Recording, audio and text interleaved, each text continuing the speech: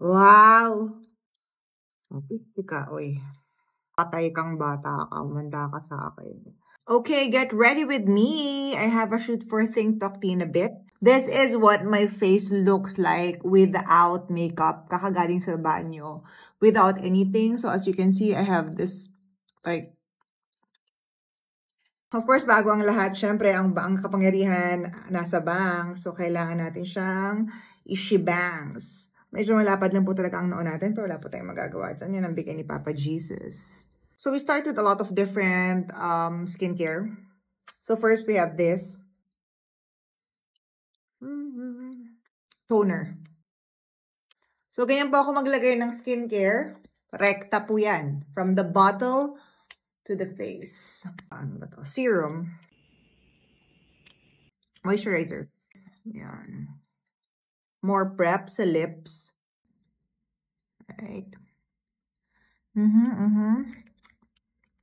Yung mga aesthetic clinics dyan.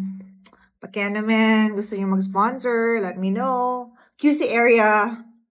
Mga Tomas Timo, ganyan. Juicy. Now, we proceed to the base.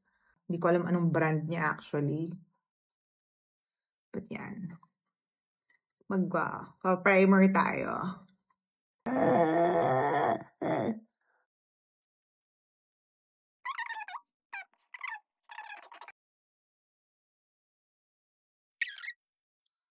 Okay, ka, oy. Chanan! Okay, it's done. Let's proceed to our next part. Gusto ko lang sabihin, guys, like, I'm really trying to lose weight because I am not so happy with my current weight. So please cheer me on. I feel very pudgy. I think this is the heaviest I've been my entire life. And I'm just not used to that. So, yeah. I have 3 different cushion foundation for everyday use. So, I have the Tear. Dalawa siya kasi you'll find out mamaya. And this one for more like daily use, Chong Semul. So, the reason why I have 2 foundations for Tear kasi the other one, diba, ito mas light sa akin 21. Pero, parang ginagawa ako tong parang very base. Kasi nga, pag totoong color ang ginamit sa akin, like yung sobrang real exact shade ko, after a few hours, it becomes mga 2 shades darker because of my acidity. Nag-oxidize siya ng malala. Kung mapapansin niyo po, mabigat po talaga ang kamay ko. Parang wala po talaga akong paki sa aking skin and muka. Yan po talagang atake ng pagkatao ko. O diba? Darker siya eh.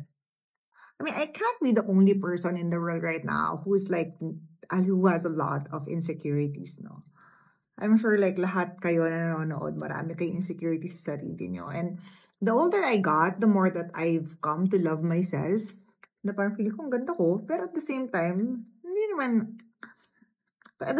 siya nawawala. Like, dati sobrang dahil kong pimple, so insecurity ko yon. Ngayon naman, syempre, yung mga medyo sagging skin and shit, parang never na nakontento, ha? It looks like medyo makapal siya on video, but honestly, in real life, I can still see the texture of my skin, ganon. So, meron akong blush blindness, pasensya na, at wala akong pake. Sabi nila, putok na putok daw yung blush ko, ganon talaga. Pag mga kabataan, putok ang blush. Tapos dito lang ako naglalagay, ganon. Okay na, wow, Haponesa. January 2023, so I think we went to Japan. Japan ata. Ay, lahat sila ganito ang blush. Patay kang bata ka. Umanda ka sa akin. So, ginaya ko. So, since then, ganito na ako mag-blush. Yung parang parang eye bags mo blush, gano'n. May tawag dito eh. Hindi siya drunk blush eh.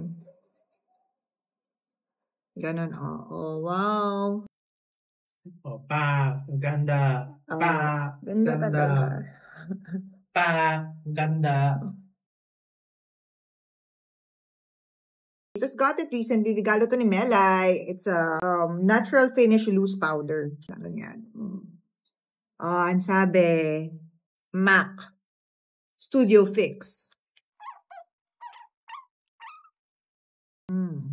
O diba, nabawasan yung blush natin. Hindi tayo papayag dyan.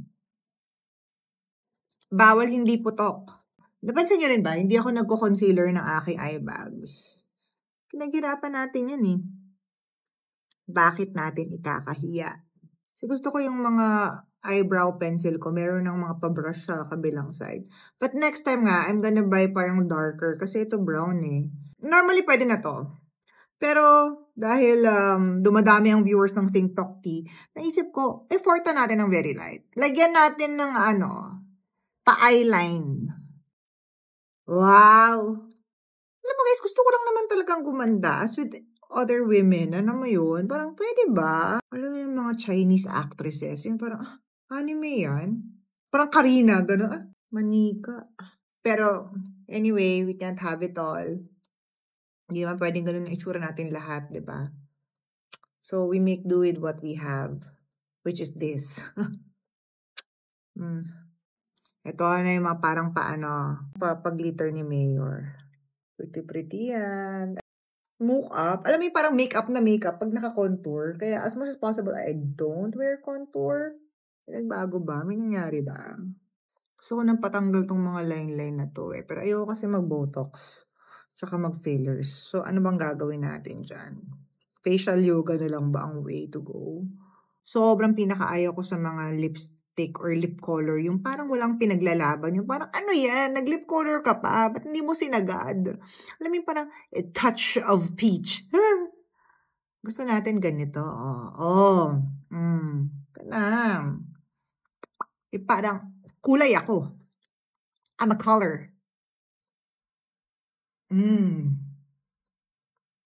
So, this is the final look.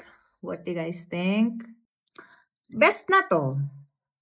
Alam mo yun, parang okay na. Maraming salamat for joining me as I prepared for my recording.